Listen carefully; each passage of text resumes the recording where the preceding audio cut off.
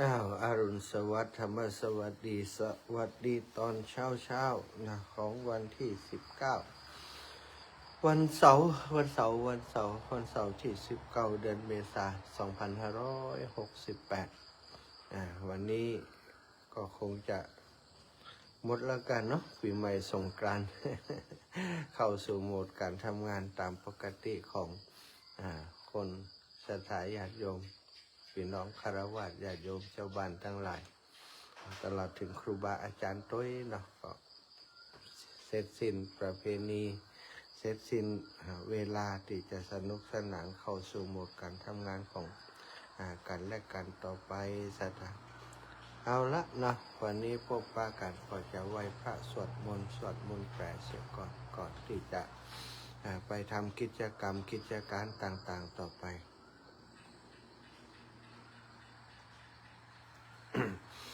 อะระหังสัมมาสัมพุทโธภะคะวาพระผู้มีพระภาคเจ้าเป็นพระอระหันต์ดับเพลิงกิเลสเพลิงทุกข์สิ้นเชิงตรัสรู้ชอบได้โดยพระองค์เองพุทธังภคะวันตังอภิวาเทมิข้าพเจ้าอภิวาทพระผู้มีพระภาคเจ้าผู้รู้ผู้ตื่นผู้เบิกบานสวากขาโตภควตาธัมโมพระธรรมเป็นธรรมที่พระผู้มีพระภาคเจ้าตรัสไว้ดีแล้วธัมมังนะมัสสามิข้าพเจ้านามัสการพระธรรมสุปฏิปันโนภะคะวะโตสาวกสังโฆพระสงฆ์สาวกของพระผู้มีพระภาคเจ้าปฏิบัติดีแล้วสังฆังนะมามิข้าพเจ้านอบน้อมพระสงฆ์หันธรรมยังพุทธัสสะภะคะวะโตปุพพภาคณมกรังกโรมะเสนะโมตัสสะภะคะวะโตขอนอบน้อมแด่พระผู้มีพระภาคเจ้าพระองค์นั้นอะระหะโตซึ่งเป็นผู้ไกลจากกิเลสสัมมาสัมพุทธัสสะตรัสรู้ชอบได้โดยพระองค์เองนะโมตัสสะภะคะวะโตขอนอบน้อมแด่พระผู้มีพระภาคเจ้าพระองค์นั้นอะระหะโตซึ่งเป็นผู้ไกลจากกิเลสสัมมาสัมพุทธัสสะตรัสรู้ชอบได้โดยพระองค์เองนะโมตัสสะภะคะวะโตขอนอบน้อมแด่พระผู้มีพระภาคเจ้าพระองค์นั้นอะระหะโตซึ่งเป็นผู้ไกลจากกิเลสสัมมาสัมพุทธัสสะตรัสรู้ชอบได้โดยพระองค์เองนะโม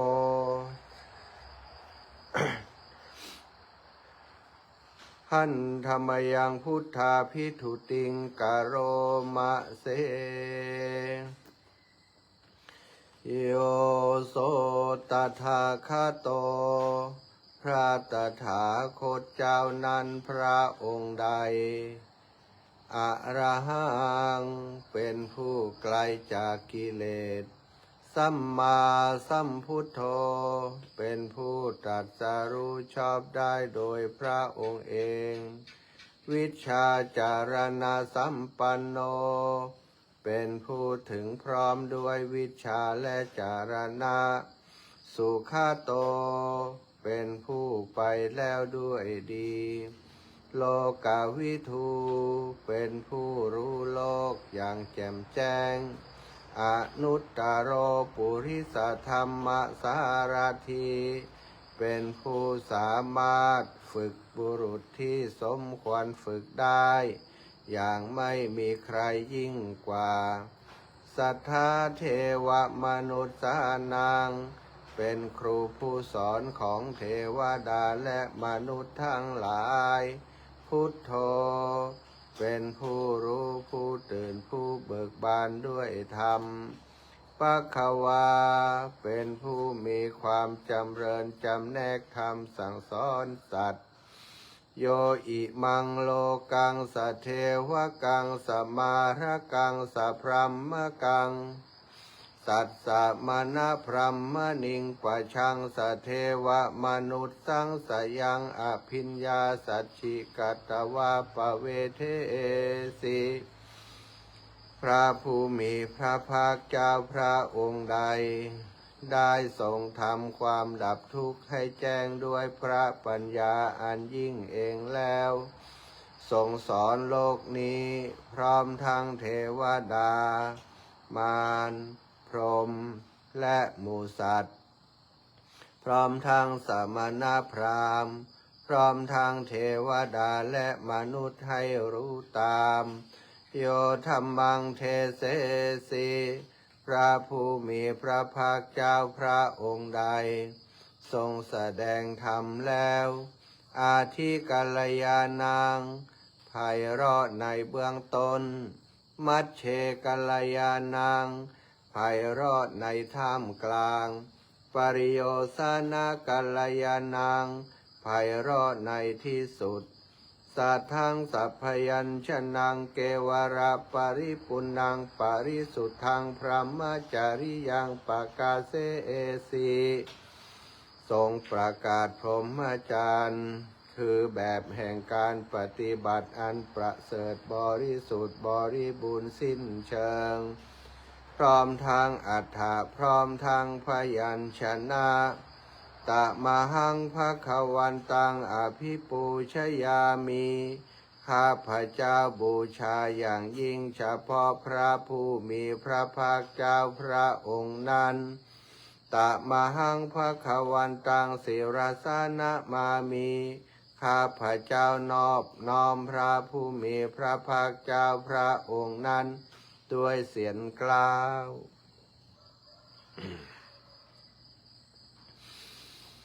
หันธรรมยังธรรมาภิทุติงกโรมะเสโยโสสวากขาโตภควตาธัมโมพระธรรมนั้นใดเป็นสิ่งที่พระผู้มีพระภาคเจ้าได้ตรัสไว้ดีแล้วสันทิฏฐิโกเป็นสิ่งที่ผู้ศึกษาและปฏิบัติพึงเห็นได้ด้วยตนเองอากาลิโกเป็นสิ่งที่ปฏิบัติได้และให้ผลได้ไม่จำกัดการเอหิปัสสิโกเป็นสิ่งที่ควรกล่าวกับผู้อื่นว่าท่านจงมาดูเถิดโอปานายิโก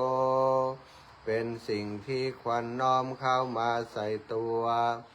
ปัจจัตตังเวทิตาโพวินยูหิเป็นสิ่งที่ผู้รู้ก็รู้ได้เฉพาะตน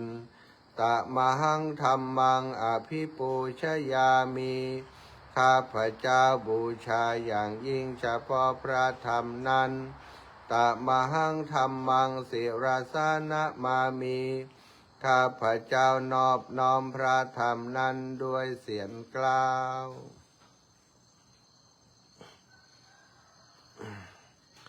หันธรรมยังสังฆาภิทุติงกโรมะเสโยโสสุปฏิปันโนภควโตสาวกสังโฆสงฆ์สาวกของพระผู้มีพระภาคเจ้านั้นหมู่ใดปฏิบัติดีแล้ว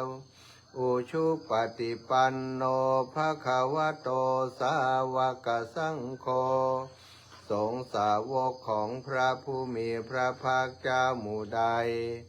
ปฏิบัติตรงแล้วยายะปฏิปันโนภควโตสาวกสังโฆสงฆ์สาวกของพระผู้มีพระภาคเจ้าหมู่ใดปฏิบัติเพื่อรู้ธรรมเป็นเครื่องออกจากทุกข์แล้วสามีจิปฏิปันโนภควโตสาวกสังโฆ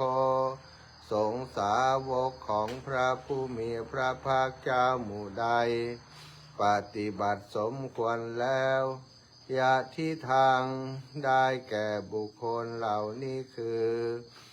จัตตาริปุริสายุคานิอัฏฐปุริสปุคลาคู่แห่งบุรุษสี่คู่นับเรียงตัวบุรุษได้8บุรุษเอสาภควโตสาวกสังโฆนั่นแหละสงฆ์สาวกของพระผู้มีพระภาคเจ้าอาหุนายโยเป็นสงฆ์ควรแก่สักการะที่เขานำมาบูชาปาหุนายโยเป็นสงฆ์ควรแก่สักการะที่เขาจัดไหว้ต้อนรับทักขินายโยเป็นผู้ควรรับทักษิณาทานอัญชลีการนิโยเป็นผู้ที่บุคคลทั่วไปควรทำอัญชลีอนุตตรังปุญญเขตังโลกัสสะเป็นเนื้อนาบุญของโลกไม่มีนาบุญอื่นยิ่งกว่าตะมหังสังฆังอภิปูชยามิข้าพเจ้าบูชาอย่างยิ่งเฉพาะพระสงฆ์หมู่นั้นตะมหังสังฆังศิรสานะมามีข้าพเจ้านอบน้อมพระสงฆ์หมู่นั้นด้วยเสียงกล่าว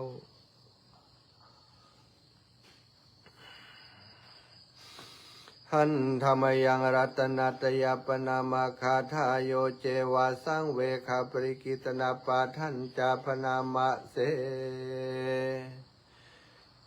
พุทโธสุสุโธกรุณามหันนาโว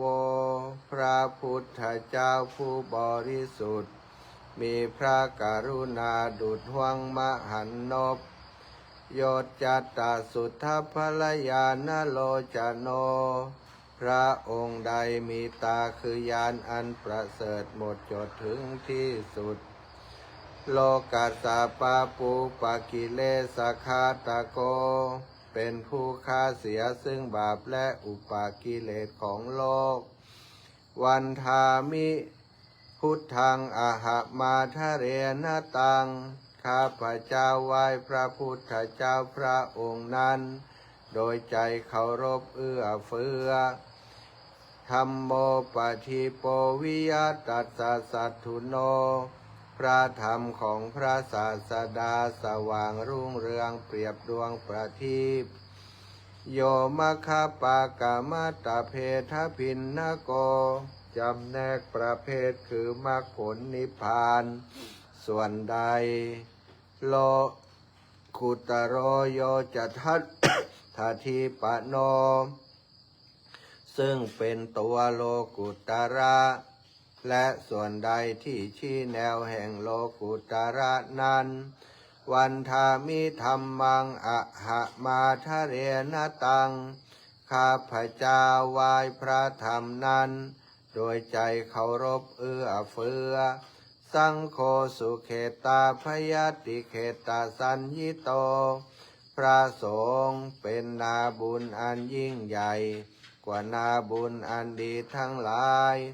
โยทิฏฐาสันโตสุขตานุโพธโกเป็นผู้เห็นพระนิพพานตรัสรู้ตามพระสุคตหมู่ใดโลลัปปะหิโนอริโยสุเมธาโส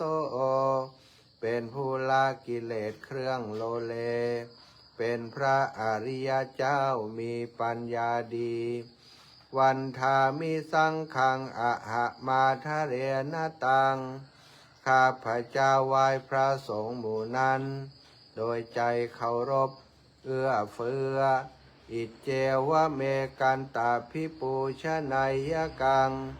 วัตถุตยังวันทยตาภิสังขตังปุญญังมะยายังมาสาภูปัทวามาโหนตุเวตัสสะปะภาวะสิทธิยาบุญใดที่ข้าพเจ้าผู้ว่าอยู่ซึ่งวัตถุสามคือพระรัตนตรัยอันควรบูชายิ่งโดยส่วนเดียวได้กระทำแล้วเป็นอย่างยิ่งเช่นนี้ขออุปัฏฐวาทั้งหลายจงอย่ามีแก่ข้าพเจ้าเลยด้วยอำนาจความสำเร็จอันเกิดจากบุญนั้นอิทัตถาคาโตโลเกอุปันโนพระตถาคตเจ้าเกิดขึ้นแล้วในโลกนี้อรหังสัมมาสัมพุทโธเป็นผู้ไกลจากกิเลสตรัสรู้ชอบได้โดยพระองค์เองธัมโมจะเทสิโตนิยานิโกและพระธรรมที่ทรงแสดงเป็นธรรมเครื่องออกจากทุกข์อุปสะมิโกปรินิพพานิโกเป็นเครื่องสงบกิเลสเป็นไปเพื่อปรินิพพานสัมโพธคามีสุขตัปปเวทิโตเป็นไปเพื่อความรู้พร้อมเป็นธรรมที่พระสุคตประกาศมะยันตังธัมมังสุตตวาเอวังชานามาพวกเราเมื่อได้ฟังธรรมนั้นแล้วจึงได้รู้อย่างนี้ว่าชาติปิทุกขาแม้ความเกิดก็เป็นทุกข์ชราปิทุกขาแม้ความแก่ก็เป็นทุกข์มรณะปิทุกขังแม้ความตายก็เป็นทุกข์โสกะปริเทวทุกขโทมนัสสุปายาสาปิทุกขาแม้ความโศกความร่ำไรรำพันความไม่สบายกายความไม่สบายใจความคับแค้นใจก็เป็นทุกข์อปิเยหิสัมปโยโคทุกโขความประสบกับสิ่งไม่เป็นที่รักที่พอใจก็เป็นทุกข์ปิเยหิวิปโยโคทุกโขความพลัดพรากจากสิ่งเป็นที่รักที่พอใจก็เป็นทุกข์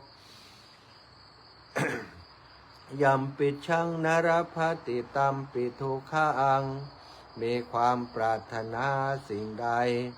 ไม่ได้สิ่งนั้นก็เป็นทุกข์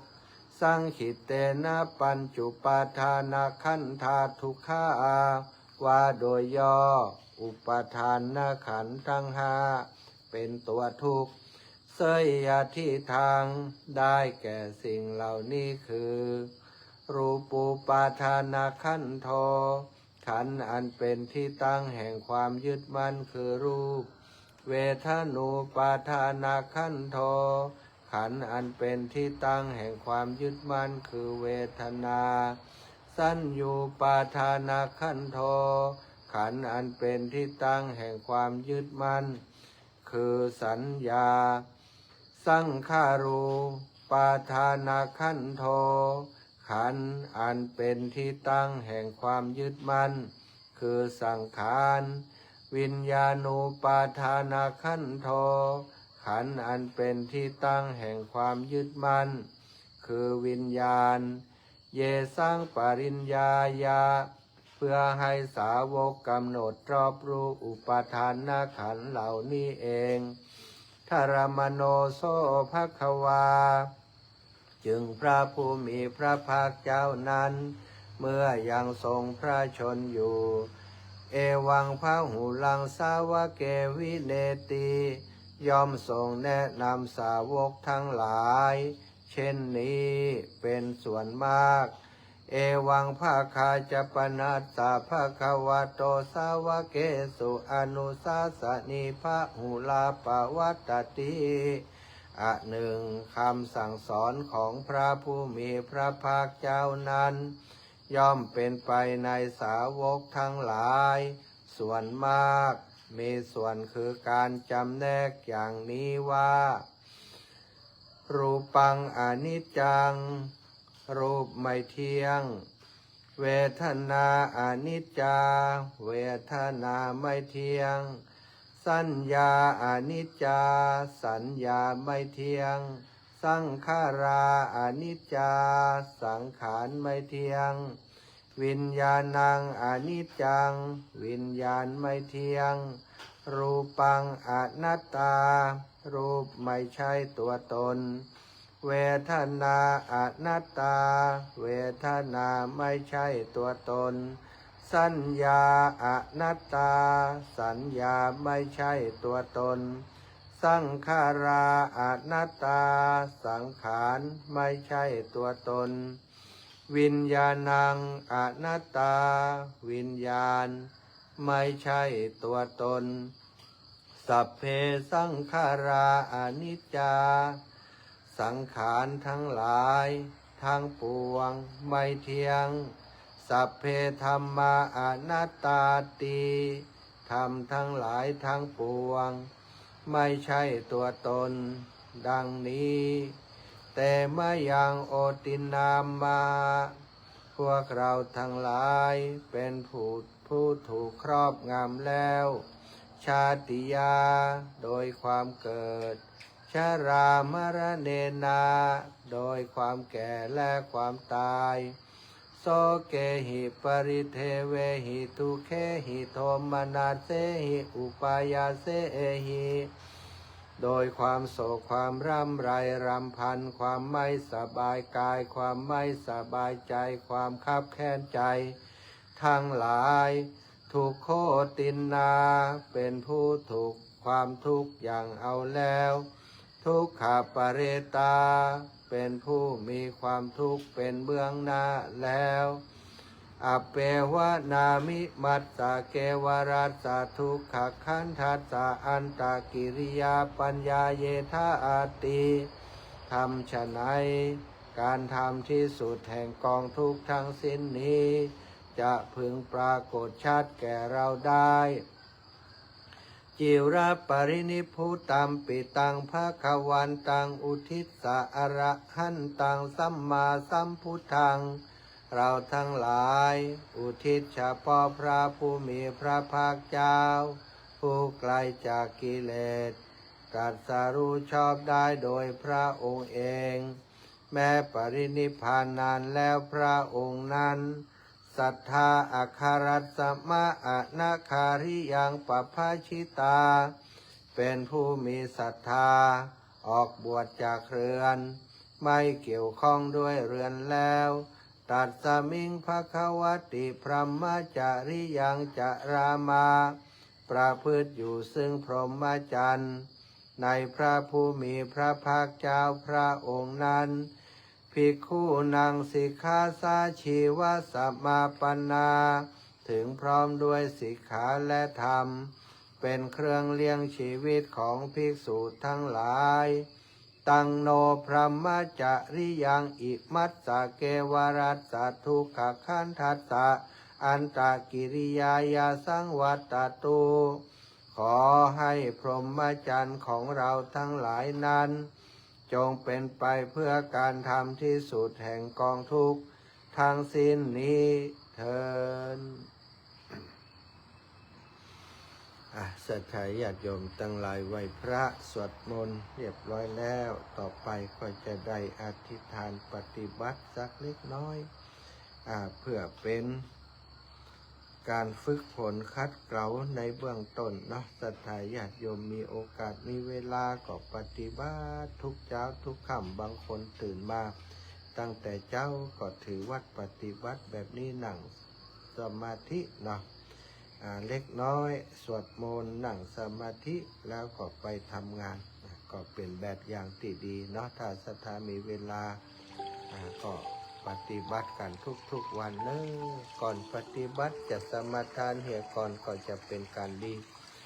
ถ้าบ่สมาทาน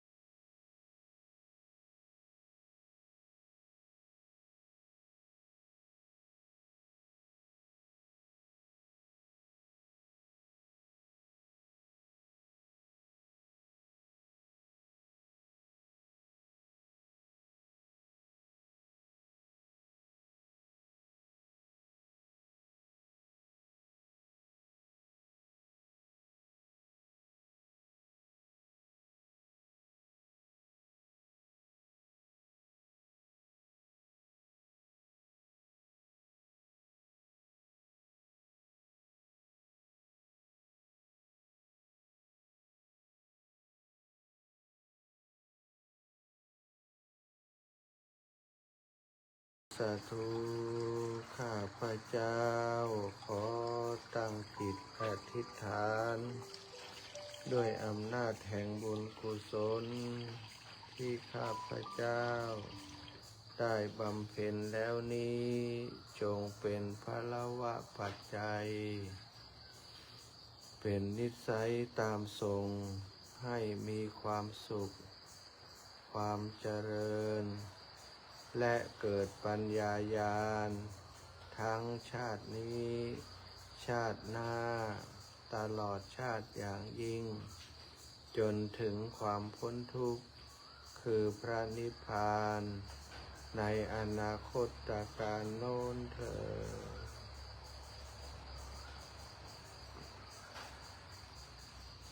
ข้าพเจ้าขอตั้งจิตอุทิศผลบุญกุศลนี้แผ่ไปให้ไพศาลถึงมารดาบิดาครูอาจารย์ทั้งลูกหลานญาติมิตรสนิทกันทั้งคนเคยร่วมงานการทั้งหลายขอให้ได้กุศลผลของฉันทั้งเจ้ากรรมนายเวรและเทวันขอให้ท่านได้กุศลผลนี้เถิด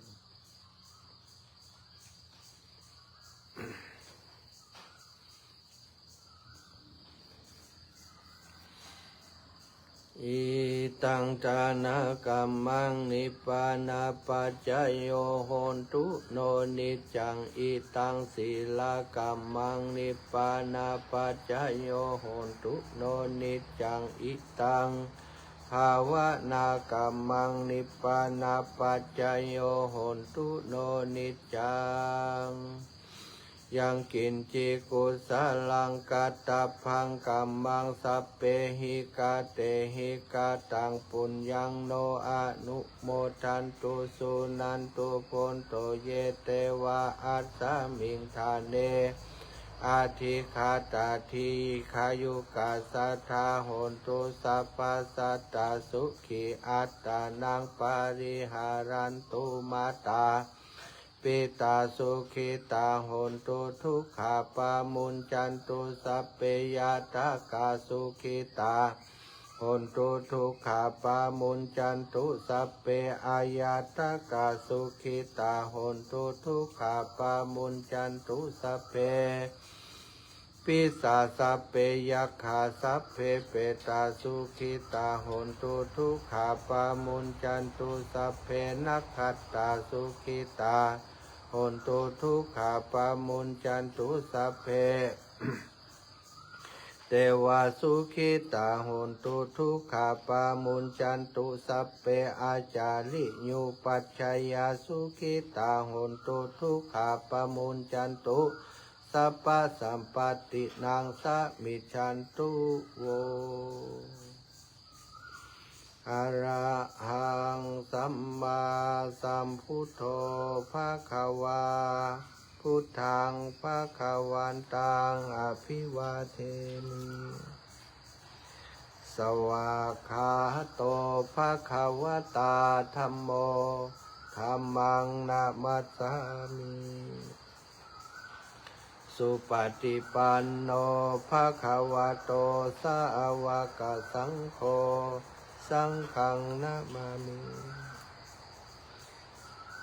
ขอบคุณท่านสาธุชนทุกคนทุกท่านที่ติดตามปฏิบัติธรรมธรรมยตราเพื่อการศึกษาของอาตมาภาพและก็ทำวัดสวดมนต์ด้วยกันอำนวยพรศรัทธาญาติโยมทุกคนทุกท่านอยู่ดีมีสุขชัยสิทธิคือสิ่งใดสมทำสิ่งใดสมความมุ่งมา่ปรารถนาจุเนื่องจุประการสิทธิกิจจังสิทธิกัมมังสิทธิสุโขสิทธิลาโภภวันตุเตอายุวันโนสุขังพระลา